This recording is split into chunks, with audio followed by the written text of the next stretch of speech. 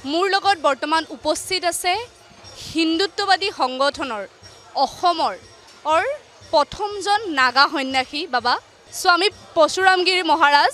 তেখেতৰ লগত মই পোনপটীয়াকৈ কথা পাতিবলৈ চেষ্টা কৰিম। বাবা নমস্কাৰ। ওম নমো নাৰায়ণ। ওম নমো নাৰায়ণ। সকলো গুৰুমণিক ওম নমো নাৰায়ণ। স্বামী পৰশুৰামগিৰি মহাৰাজ নাগা বাবা মোৰ নাম। মই সনাতনী হিন্দু আৰ্মিৰ মই সেনাপ্ৰমুখৰ মই দায়িত্বত আছিলোঁ, আজিও আছোঁ। এজন অসমবাসী অসমীভাষী হিচাপে মই নগা সন্যাসী হ'বলৈ পাই মই নিজে সৌভাগ্য মানে প্ৰাপ্তি হোৱা বুলি মই ভাবিছোঁ। চিৰচেনেহী মোৰ ভাষা জননী মোৰ আই অসমী। মই অসমীয়া আইৰ সন্তান। মই অসম ভূমিতেই মই মাতৃগৰ্ভৰ পৰা মই ভূমিষ্ঠ হৈছিলোঁ আৰু যোৱা কুম্ভমেলাত মোৰ পঞ্চ সংস্কাৰ হৈছিলে। মই তেতিয়া মই নগা সন্যাসী হিচাপে মই মানে নিজকে হ'বলৈ মই সক্ষম হৈছিলোঁ। অম্বুবাচীৰ বিষয়ে কিবা কওক। অম্বুবাচীৰ মাৰ যি শক্তি অম্বুবাচীৰ সময়ত সেই বিষয়ে জানিব বিচাৰিম আপোনাৰ পৰা। চাওক, যিটো অম্বুবাচীৰ সময়ত এইটো আমাৰ শক্তিপীঠ বুলি কয় ন, মা কামাখ্যা মন্দিৰৰ শক্তিপীঠ। আমাৰ কৈলাশ পৰ্বতত থাকে আমাৰ প্ৰভু শিৱ আৰু নীলাচল পৰ্বতত থাকে আমাৰ মা।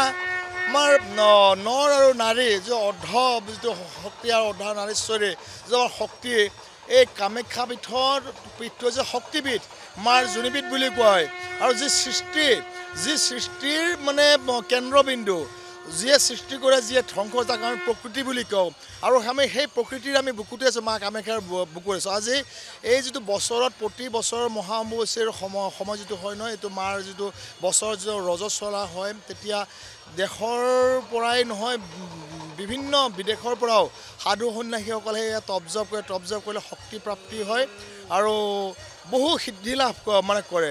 আৰু তেওঁলোকে ইয়াত যে তপজপ কৰে, বিশ্বৰ কল্যাণ, বিশ্বৰ শান্তি, জীৱ জন্তু কীট পতংগ তৃণবৃক্ষ মৃগ সকলোৱে তপজপ কৰে।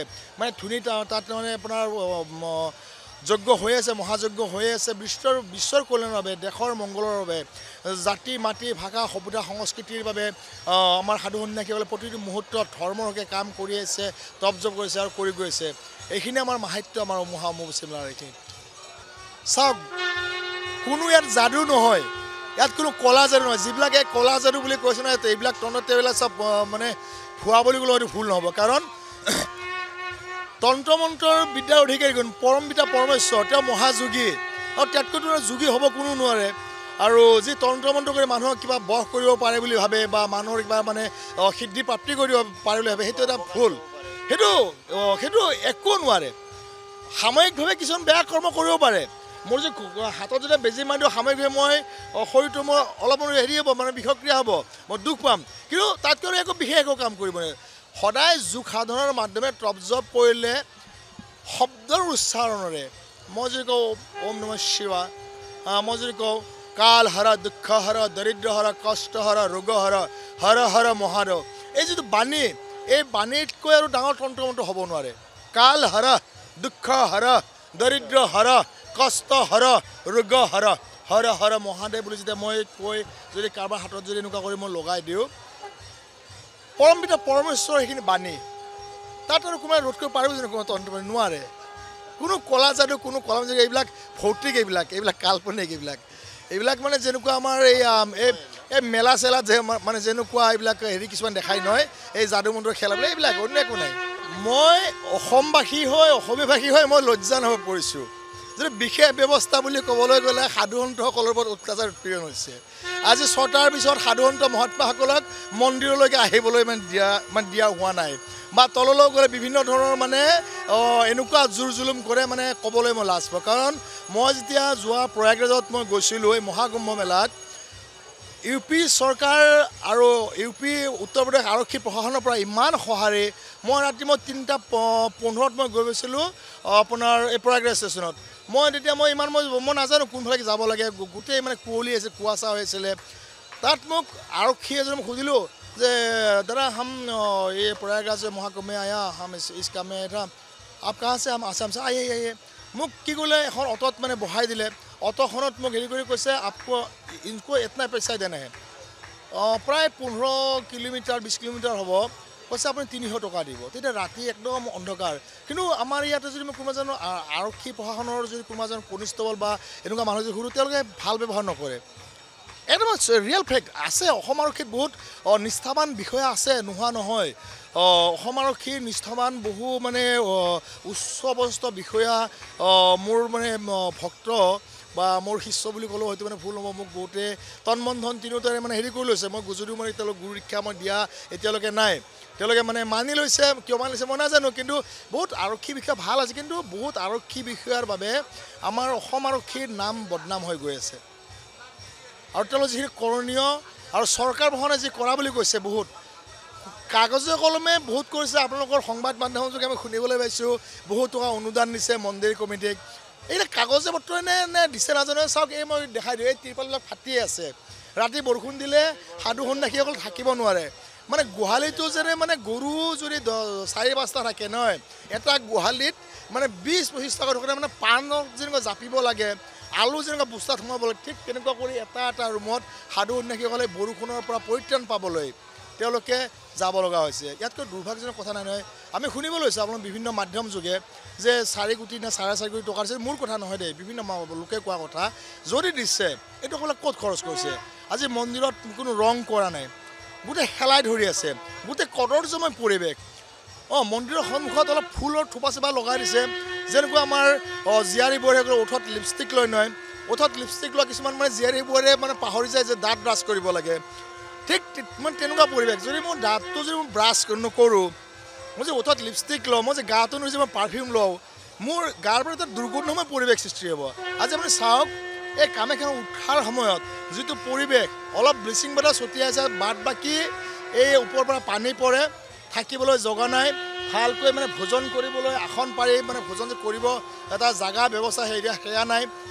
টকাবিলাক ক'ত গৈছে? মন্দিৰ পৰিচালনা কমিটি যদি দিছে, মন্দিৰ পৰিচালনা কমিটি কাৰোবাক ঠিকা দিছে, সেই ঠিকাদাৰসকলক মন্দিৰ পৰিচালনা কমিটি কিয় সোধা নাই এতিয়ালৈকে? নে তেওঁলোকৰ কিবা ইয়াত মানে মিলি ভগত আছে?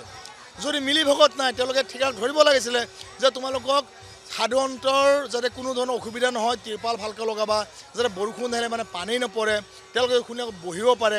এইবিলাক এই টুকুৰা এই পাথৰ, এইবিলাক পাথৰ এতিয়া আপুনি বহি আছে গম আছে, এই পাথৰৰ ওপৰত মানে পাথৰৰ ওপৰত বহা ক'ব লগা নাই যদি সমান হয়। কিন্তু এটা পাথৰ ডাঙৰ, এটা পাথৰ সৰু, আইনাৰ গুড়া, লোহাৰ হেৰি, এনেকুৱা এইবিলাক কদৰ্যময়। চাওক নাই, এইবিলাক কদৰ্যময় হৈ আছে। ইয়াত ইমান টকা ক'ত খৰচ কৰিলে?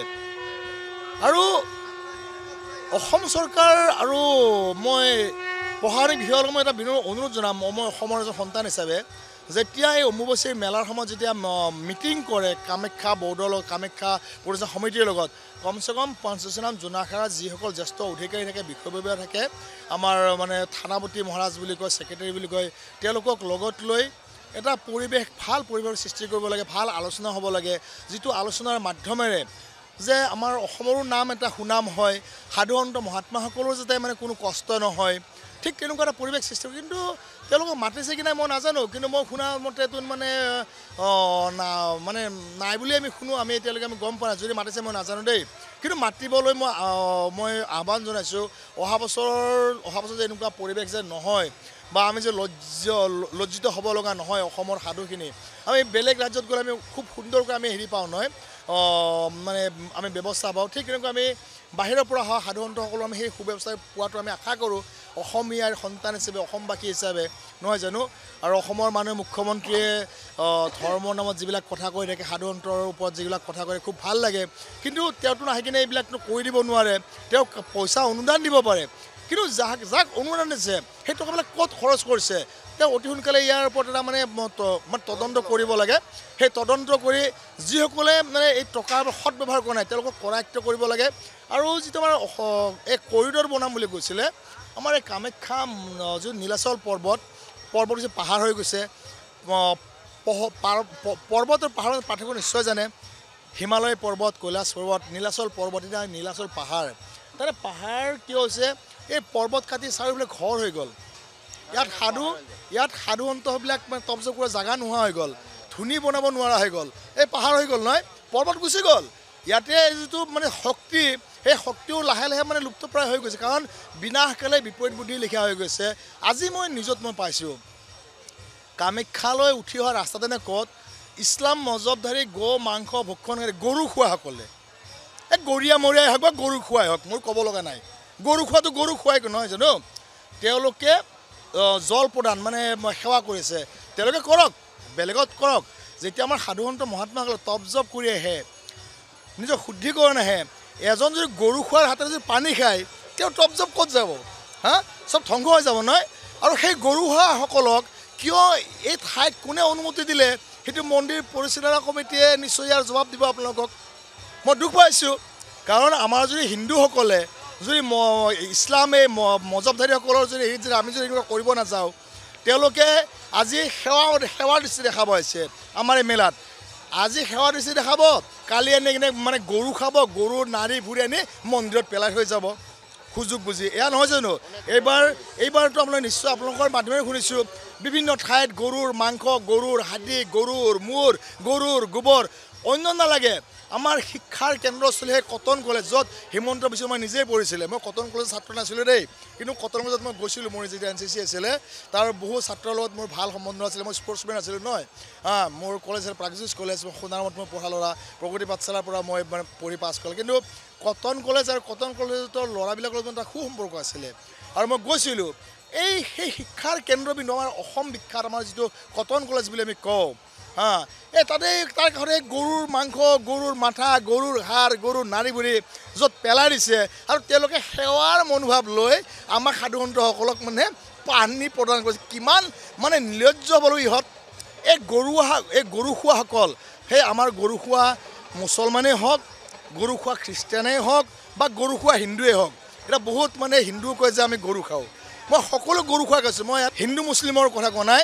যিসকল গৰু খোৱা আছে গৰু খোৱাসকলক মন্দিৰত প্ৰৱেশ কৰিব দিব নালাগে মন্দিৰত প্ৰৱেশ কৰিব দিলে আমাৰ কি হয় অশুদ্ধি হৈ যায় আৰু আমাৰ যে তপ জপৰ যিটো শক্তি সেই শক্তিটো মানে কি হয় নাকাৰাত্মক শক্তিয়ে ধ্বংস কৰি পেলায় আমাৰ চাকাৰাত্মক শক্তি সনাতনীসকলে যেতিয়া মন্দিৰলৈ আহে অতি সুন্দৰভাৱে শুদ্ধিকৰণ হৈ আহে গা পা ধুই আহে আৰু ধুনীয়াকৈ পূজা পাতল কৰে এতিয়া গৰু খোৱাসকলে নন্দী বাবা গৌ মাতাক মাৰি পেটত ইমানমান গৰুৰ মাংস লৈ আহিব আনি কিনে তাত মানে পূজা কৰিব যাব তাৰমানে কি মাৰ শক্তিক তেওঁলোকে মানে বিলুপ্ত কৰিব গৈছে আৰু পূজাৰীসকলক জনা উচিত যেতিয়া পূজাৰীসকলে গোত্ৰ সোধে নহয় আপোনাৰ গোত্ৰ কি সোধে কি নুসোধে সোধেনে পূজাৰীসকলে যদি গোত্ৰ সোধে তেতিয়াতো সিহঁতে কৈ দিয়ে তেতিয়া সিহঁতক ধৰি কিনে উদ্ধাৰ মানে পিটিব লাগে যে তোমাৰ মছজিদত যদি মই সোমাবলৈ যোৱা নাই তুমি গৰু খোৱা এটা তুমি মোৰ মন্দিৰৰ ভিতৰত কিয় আছে তুমি আহা সনাতনৰ বিষয়ে তুমি জ্ঞান লোৱা চাৰিওফালে প্ৰদক্ষিণ কৰা সনাতনত তুমি দীক্ষা লোৱা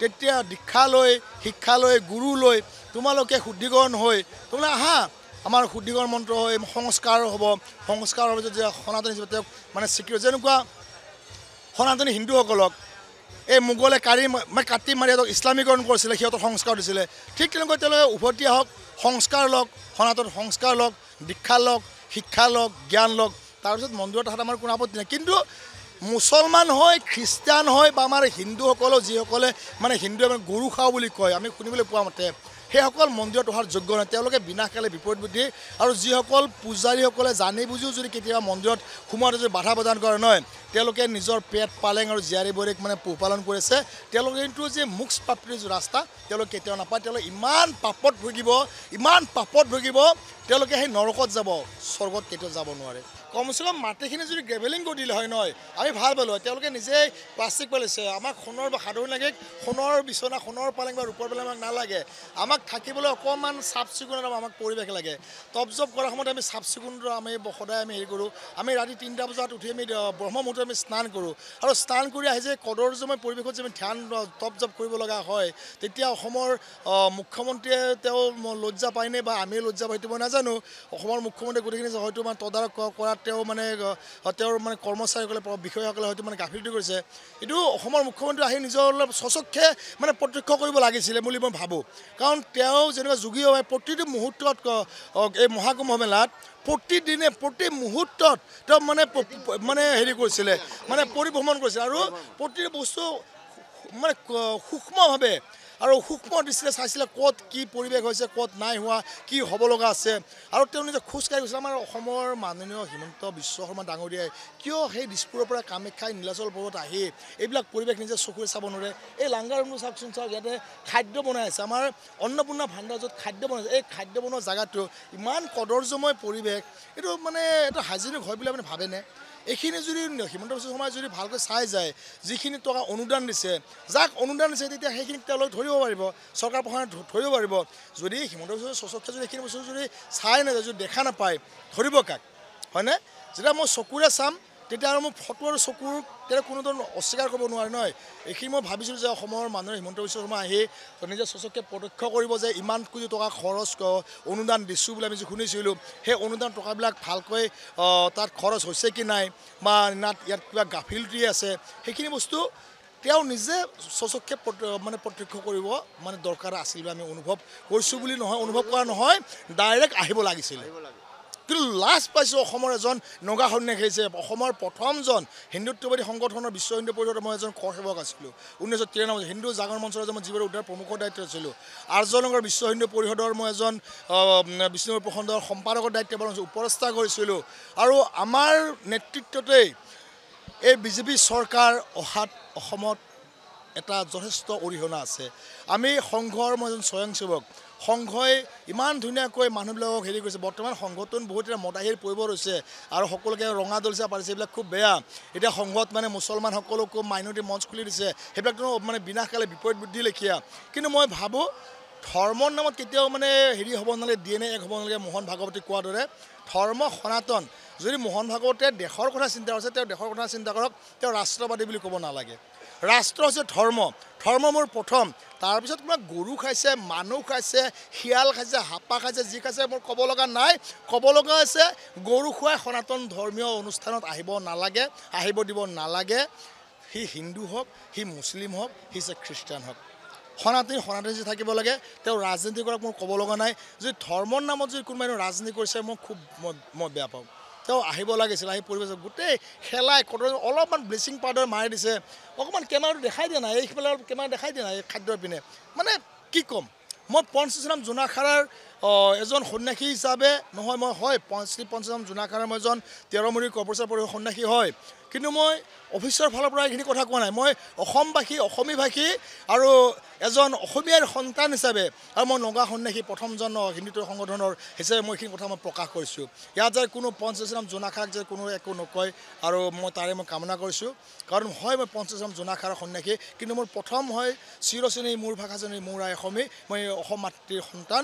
মই যদি বাহিৰত গৈ যদি ধুনীয়াকৈ মই অতিথি দেৱ ভৱ যে আমি সন্মান যদি পাওঁ, মই অসমতো আহিলে সেইখিনি সাধু সন্যাসীক অতিথি দেৱ ভৱ বুলি সাক্ষাৎ নৰ নাৰায়ণ বুলি আমি যিখিনি আৰু ভক্তগণ আমি বুলি আমি ভাবিলোঁ। কিন্তু ইয়াত সংঘয়ো আহিব লাগে, বিশ্ব হিন্দু পৰিষদৰ বিষয়ববীয়া অধিকাৰীসকল বা RSSৰ যিখিনি আমাৰ ৰাষ্ট্ৰবাদ কৰা বুলি কয়, তেওঁলোকো আহি কিনে চাব লাগে পৰিৱেশবিলাক অধিকাৰীসকলে। কিন্তু তেওঁলোকে যদি আহি কিনে ক'ৰবাত বহি কিনে চাহ পানী খাই গৈছে, বা VIP টিকেট বা মানে VIP মানে পাছ লৈ বা VIP কৰি মানে দৰ্শন কৰি গৈছে, মই গম নাপাম। কিন্তু এটা কথা জানো, মোৰ কাৰণে VIP যিখিনি তন মন ধন তিনিওটাই নিজকে দেশৰ বাবে, ভাষাৰ বাবে, সভ্যতা সংস্কৃতি অৰ্পণ কৰিছে, সেইখিনি আমাৰ কাৰণে VIP। বাকী এই যিবিলাক টকা পইচা লৈ বহুত প্ৰচাৰক চচাৰক আছে নহয়, এইবিলাক ৰজা মন্ত্ৰীবিলাক আছে নহয়, তেওঁলোকে পেট পালেং, বেংক বেলেঞ্চ আৰু নিজৰ ল'ৰা ছোৱালীক লৈ ব্যস্ত। তেওঁলোকে ধৰ্মৰ কাৰণে তেওঁলোকে কোনো ধৰণৰ চিন্তা নকৰে, খালি নিজৰ পেট পালেং, ব্যৱসায়, কোনোবা গৰুৰ বেপাৰত জড়িত হ'ব, কোনোবা গৰুৰ ছাবচিডি ল'ব, কোনোবা মন্ত্ৰী বিধায়কৰ মানে পৰিয়ালসকলে সেইবিলাক কৰি আছে। কিন্তু ধৰ্মৰ নামত তেওঁলোকে মানে বিশেষ একো কৰা নাই বুলি মোৰ বিশ্বাসেই হৈছে, কাৰণ এইবিলাক মই দেখাব পাৰিছোঁ, মই নিজে লজ্জিত। যিকোনো খবৰৰ বাবে যোগাযোগ কৰক 7099017330 লগতে 7099017110 নম্বৰত।